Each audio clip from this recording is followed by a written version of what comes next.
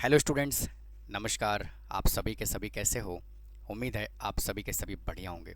तो स्टूडेंट, आज की इस क्लास में डिटरमिनेंट एक्सरसाइज नंबर 4 बिल्कुल न्यू एगमन अग्रवाल की बुक के अकॉर्डिंग मैं सिलेबस को कंटिन्यू करा रहा हूँ। आज मैं बात करने वाला हूँ क्वेश्चन नंबर 3 से।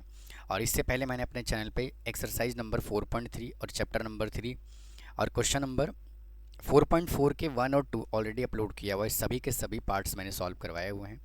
अगर आपने अभी तक नहीं देखा है तो आप देख सकते हैं, उनको कंसीडर कर सकते हैं। तो आइए सेशन को शुरू करते हैं और बात करते हैं क्वेश्चन नंबर 3 से क्या कहता है। तो बेटा, अगर हम क्वेश्चन नंबर 3 की बात करें तो देखो क्या कहता है। Use matrix method to solve the following system of equation.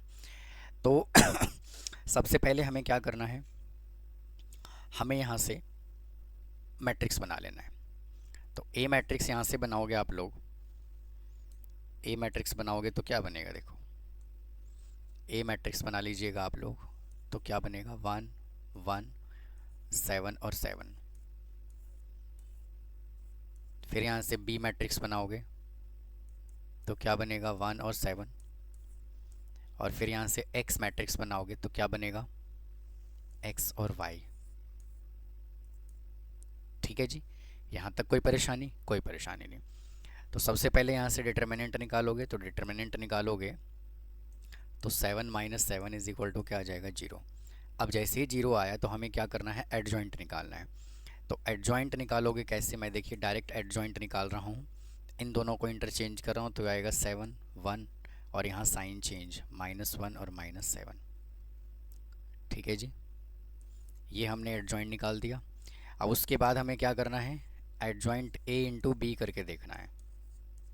ठीक है, यहाँ से हमने क्या करना है, एडजॉइंट कितना निकाला हमने, 7 -7 -1 और 1। और बी मैट्रिक्स कितना है हमारे पास, 1 और 7। ठीक है, तो इसको इससे मल्टीप्लाई करोगे तो आएगा 7, इसको इससे करोगे तो आएगा -7, -7 इंटू 1 -7, और इसको करोगे तो आएगा +7। तो स्टूडेंट यहाँ से जो आंसर आया वो कितना आ गया, 0 आ गया। ठीक है, और मैंने आपको लास्ट वीडियो में बताया था, क्या बताया था, कि अगर एडजॉइंट ए इंटू बी अगर ये 0 आ जाए, ठीक है, तो इक्वेशन कहलाता है क्या, कंसिस्टेंट। क्या कहलाता है बेटा, कंसिस्टेंट कहलाता है। और इनफाइनाइटली मैनी सॉल्यूशन होता है। क्या होता है, इनफाइनाइटली मैनी सॉल्यूशन होता है। ठीक है जी, अब सुनो। अब इनफाइनाइटली मैनी सॉल्यूशन को शो करने के लिए क्या करना है, इन दोनों इक्वेशन में से कोई भी एक इक्वेशन ले लो। यहाँ से ले लो x plus y is equal to 1। तो x का वैल्यू ना y के टर्म में निकालो। ठीक है, और y इज इक्वल टू क्या पुट कर दो, k। तो x इज इक्वल टू क्या आ जाएगा, 1 माइनस के। x इज इक्वल टू क्या आएगा, 1 माइनस के। अब देखो, y की जगह हमने k लिया तो बेटा y इज इक्वल टू क्या आ गया, k, और x इज इक्वल टू क्या आ गया, 1 माइनस के। तो जैसे जैसे आप x और y की यानी कि k का वैल्यू पुट करते चले जाओगे, आपको डिफरेंट डिफरेंट x और y आपको मिलता चला जाएगा। तो इसी को हम क्या कहते हैं, इनफाइनाइटली मैनी सॉल्यूशन का केस बोलते हैं।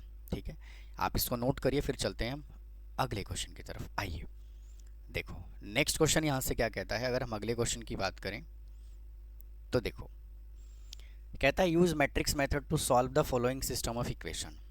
ये थोड़ा बड़ा क्वेश्चन है, बहुत ध्यान से इसको सॉल्व करोगे आप लोग, बहुत ध्यान से करना है। देखो कैसे करेंगे, सबसे पहले जो हमें मैट्रिक्स गिवन है, इक्वेशन गिवन है, इससे मैट्रिक्स बना लेंगे। तो ए मैट्रिक्स बनाएंगे पहले, ए मैट्रिक्स बना लेंगे तो क्या आएगा, 1 -2 3 और 1 4 1 1 4 1 और 1 -3 2 1 -3 और 2। ठीक है जी, उसके बाद एक्स मैट्रिक्स बनाओगे तो यहाँ से क्या बन जाएगा, एक्स वाई और जेड। और फिर यहाँ से बी मैट्रिक्स बनाएंगे आप लोग तो क्या बनेगा, 6 12 और 9, 6 12 और 9।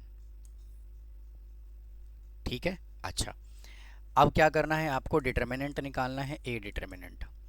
1 -2 3 1 4 1 और 1 -3 और 2, इसका निकालना है डिटर्मिनेंट। तो देखो सबसे पहले 1 लिखोगे, 1 से रिलेटेड ये कैंसिल, 4 टू जा 8 प्लस 3, फिर -2 इंटू ये कैंसिल, इसको मल्टीप्लाई किया तो आया 2 -1, फिर आ जाएगा +3 इंटू ये कैंसिल -3 -4, तो 11 प्लस 2 इंटू 1 इंटू +3 इंटू -7, तो 11 प्लस 2 -7 3 जा 21, तो यहाँ से कितना आ जाएगा डिटर्मिनेंट -8। अब डिटर्मिनेंट -8 निकाला, तो कहने का मतलब ये है कि जो डिटर्मिनेंट आया वो कितना आया, not equal to 0। So matrix A exist to, किसके लिए एग्जिस्ट करेगा, ए इन्वर्स के लिए एग्जिस्ट करेगा। अब जब ये मैट्रिक्स ए इन्वर्स के लिए एग्जिस्ट करेगा तो हमें क्या करना है, इसका हमें निकालना पड़ेगा क्या, एडजॉइंट। ठीक है, पूरा डिटेल में बताऊंगा मैं इस क्वेश्चन को। ठीक है, आइए देखिए, अब हम क्या करेंगे, इसका निकालेंगे एडजॉइंट। तो एडजॉइंट निकालने के लिए हमें क्या गिवन है, 1 -2 3 1 4 1 1 4 1 1 -3 2 1 -3 और 2। तो सबसे पहले निकालोगे M11। ठीक है, आप डायरेक्ट एडजॉइंट भी निकाल सकते हो, ज़रूरी नहीं है कि माइनर से ही निकालना है। ठीक है, M11 निकालोगे तो इससे कैंसिल 4 टू जा 8 प्लस 3 इज इक्वल टू 11। ठीक है, उसके बाद निकालोगे M12। ठीक है, तो इससे ये कैंसिल तो आ जाएगा कितना, 2 - 1 इज इक्वल टू 1। ठीक है, उसके बाद M13, जब 13 निकालोगे तो ये कैंसिल तो कितना आएगा, -3 -4 -3 इज इक्वल टू -5 नहीं -7। फिर निकालोगे M21। ठीक है, तो ये कैंसिल और ये कैंसिल, तो -4। ठीक है, और +9 इज इक्वल टू 5। फिर निकालोगे M22, ये कैंसिल 1 को 2 से मल्टीप्लाई करोगे 2, और 1 को 3 से मल्टीप्लाई करोगे -3, तो आ जाएगा -1। फिर M23 इज इक्वल टू ये कैंसिल -3 + 2 इज इक्वल टू -1। फिर निकालोगे M31, ये कैंसिल -2 -12 इज इक्वल टू -14। फिर निकालोगे M32, ये कैंसिल -1 -3 इज इक्वल टू -2। फिर निकालोगे M33 इज इक्वल टू ये कैंसिल और ये कैंसिल है ना, सॉरी ये और ये कैंसिल, तो 4 + 2 6, 4 + 2 इज इक्वल टू 6। ठीक है, अब इसके बाद आपको क्या करना है, इसके बाद हमें करना है एडजॉइंट निकालना है ना, एडजॉइंट। देखो एडजॉइंट कैसे निकालोगे, एडजॉइंट से पहले कोफैक्टर है ना, A11, तो A11 कितना है 11, तो कोफैक्टर भी हो जाएगा 11। फिर लिखोगे A12। ठीक है, तो 1 2 क्या है, 1 और 2 को ऐड करोगे तो इवन, 1 2 को ऐड करोगे तो ऑड, तो माइनर का साइन चेंज कर दोगे तो यहाँ आ जाएगा -1। फिर A13 क्या है यहाँ पे, -7, तो ये एज इट इज रहेगा, क्योंकि 1 और 3 को ऐड करोगे तो क्या आएगा 4, तो 4 एक इवन नंबर है तो माइनर ही बन जाएगा कोफैक्टर। फिर लिखोगे A21 क्या है 5, तो यहाँ पे आ जाएगा -5 भाई, 2 और 1 को ऐड करोगे तो क्या आएगा 3 एक ऑड नंबर है तो साइन चेंज कर दिया। A22 ये रहेगा एज इट इज़ -1। A23 आपका ये रहेगा एज इट इज़ प्लस का 1, 2 और 3 को ऐड करोगे तो 5 एक ऑड नंबर है तो साइन हमने चेंज कर दिया। फिर A31 एज इट इज़ रहेगा 14। फिर A32 कितना आएगा चेक करो, +2, -2 है तो +2, और A33 इज इक्वल टू 6। हमने क्या करना होता है, माइनर से जब कोफैक्टर निकालते हैं ना, तो जब वन वन है, वन टू है, वन थ्री, इनको ऐड करना होता है। ऐड करने के बाद अगर ऑड है तो साइन चेंज कर दीजिए, इवन है तो एज इट इज़ रख लीजिए। ठीक है, ऐसा इसलिए होता है, मैं बहुत डिटेल में इन पे वीडियो बना चुका हूँ और चैनल पे अपलोड भी कर चुका हूँ। ठीक है, ये ऐसा इसलिए होता है क्योंकि जब हम डायरेक्ट यहाँ से ना एडजॉइंट कोफैक्टर निकालते हैं तो plus minus plus, minus plus minus, minus plus, sorry, plus minus और प्लस, ये कंडीशन बनता है। यानी कि यहाँ पे आता है वन वन टू, यहाँ आता है टू वन, यहाँ आता है टू थ्री, यहाँ आता है थ्री टू। तो ये ऑड नंबर होते हैं, इनको ऐड करते हैं तो ऑड नंबर होता है, तो यहाँ पे साइन चेंज हो जाता है। तो ज़रूरी नहीं है कि आप पहले माइनर निकालो फिर कोफैक्टर निकालो, जी नहीं, आप डायरेक्ट भी यहाँ से कोफैक्टर निकाल सकते हो। क्योंकि देखो ये है, ये रहा एम वन टू, सॉरी ये देखो एम वन टू ये रहा, ठीक है, एम टू वन ये रहा, एम टू थ्री ये रहा, और एम थ्री टू ये रहा, है ना। देखो इन्हीं का तो मैंने साइन चेंज किया है। यहाँ पे क्या है, देखो क्या है, एम वन टू, देखो एम वन टू ये रहा, देखो माइनस वन, देखो यहाँ प्लस वन था माइनस वन किया, ए टू वन, तो देखो ये टू वन किया, यहाँ प्लस फाइव था तो माइनस फाइव किया, एम टू थ्री यहाँ माइनस वन था तो देखो प्लस वन किया, और ए थ्री टू यहाँ प्लस टू था तो यहाँ पे क्या किया हमने, सॉरी यहाँ माइनस टू था तो हमने प्लस टू किया। तो कंफ्यूज होने की ज़रूरत नहीं है। उसके बाद क्या करना है, आपको ए इनवर्स निकाल लेना है, नहीं पहले एडजॉइंट निकालना है। तो adjoint A is equal to 11 minus one, 11 minus one, minus seven, minus five one, minus five one, minus five minus one, उसके बाद वन, फिर आएगा 14 टू 6, 14 2 और 6। बेटा इसका क्या कर लेना है, ट्रांसपोज, तो आ जाएगा 11 minus five, 14 minus one, minus one, 2 और माइनस सेवन, 1 और 6। ठीक है, अब देखिए स्टूडेंट, यहाँ पे ना एम थ्री वन जो था ना वो माइनस 14 है, तो यहाँ पे मैंने बाय मिस्टेक प्लस लिख दिया, यहाँ माइनस 14 आएगा, यहाँ भी माइनस आएगा और यहाँ भी माइनस 14 आएगा, ये मैंने गलती कर दिया यहाँ पे। ठीक है, आइए अब हम बात करते हैं ए इनवर्स की। तो अगर हम ए इनवर्स की बात करें तो फॉर्मूला क्या होता है, 1 upon determinant A into adjoint A is equal to, क्योंकि मैट्रिक्स मेथड से हमें इनको सॉल्व करना है। तो ए इनवर्स के लिए डिटर्मिनेंट देखो हमने कितना निकाला, माइनस का 1 upon 8, minus 1 upon 8, minus 1 upon 8 into ये कितना निकाला, देखो 11 minus five, minus 14, minus one, minus one 2 और माइनस सेवन 1 और 6। ठीक है, अब जब हम ए इनवर्स निकाल रहे हैं तो क्या करेंगे, यहाँ पे मैट्रिक्स ए इनवर्स के लिए एग्जिस्ट करेगा तो x इज इक्वल टू क्या होता है, ए इनवर्स इंटू बी निकालना होता है हमें। ठीक है, तो देखो x यहाँ पे क्या है,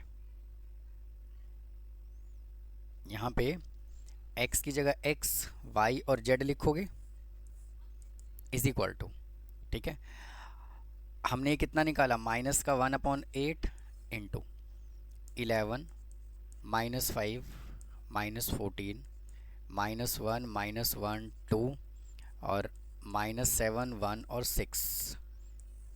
और बी मैट्रिक्स कितना है, 6 12 और 9, 6 12 और 9।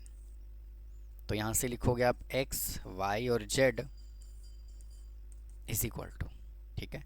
अब देखो ये माइनस का 1/8 रखना है आपको एज इट इज, इसको नहीं छेड़ना अभी। 11 को 6 से मल्टीप्लाई करोगे 66, इसको इससे करोगे तो आएगा माइनस का 60 और आ जाएगा यहाँ से माइनस 126। स्टूडेंट इस क्वेश्चन में ना मैंने क्वेश्चन में मिस्टेक कर दिया है भाई, माफ़ करना। यहाँ पे ना 9 लिखा हुआ है लेकिन जो क्वेश्चन में है ना वो 1 है, क्वेश्चन में जो है वो 1 है। ठीक है, तो इसको मैं ठीक कर रहा हूँ, यहाँ पे 1 आएगा, क्या आएगा 1, इसको ठीक कर लीजिए।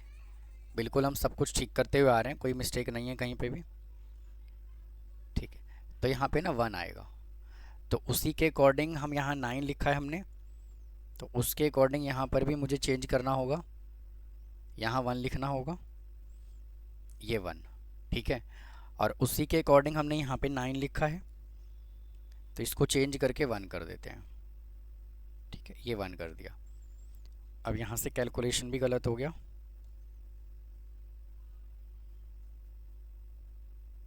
आइए देखो, अब यहाँ से सीधा क्या आएगा, माइनस का 14 आएगा।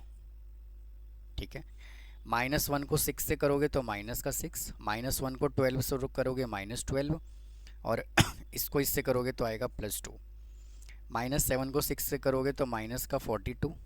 ठीक है, और 1 से 12 को करोगे तो आएगा प्लस का 12, और 6 से करोगे तो प्लस का 6 इज इक्वल टू माइनस का 1/8 एज इट इज़।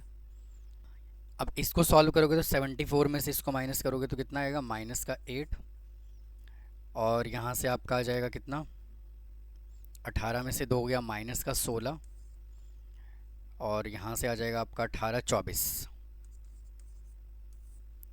ठीक है जी, तो अब यहाँ से आप वैल्यू निकालोगे x y और z is equal to minus का 1/8 इंटू, इसको जब सॉल्व करोगे तो कितना आएगा, -1/8 से इसको सॉल्व करोगे तो आएगा 1 2 और 3।